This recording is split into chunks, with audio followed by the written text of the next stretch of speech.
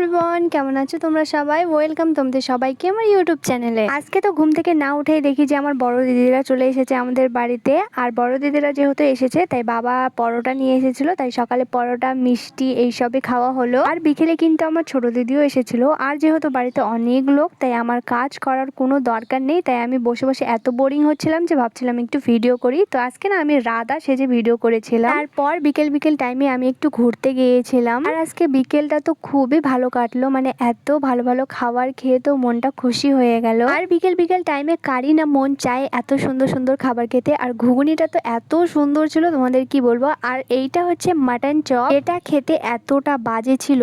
আর এই চপের ভিতরে তো ছাগলের লোম পর্যন্ত ছিল, মানে এতটা বাজে, তবুও চপের কোনো টেস্টই ছিল না। তারপরে খেয়েছিলাম পাপড়ি চাট, আর পাপড়ি চাটটা খেতে তো বিশাল সুন্দর ছিল। আর আজকে আমাদের এখানে মেলা ছিল, তাই যাইবো না আমাদের জন্য মেলা থেকে ফুচকা নিয়ে এসেছে 30 টাকার। তারপর ফুচকা খাওয়ার পর বাড়িতে চাল ভাজা হয়েছিল, তো চাল ভাজা খেয়ে নিলাম। তোমাদের এই খাবারের মধ্যে কোন খাবারটা বেশি ফেভারিট অবশ্যই কিন্তু জানাবে। আর চ্যানেলটা সাবস্ক্রাইব করে আমার পাশে থাকতে একদমই ভুলবে না। সো আজকে ভিডিওটা এই পর্যন্তই, দেখা হচ্ছে নেক্সট ভিডিও।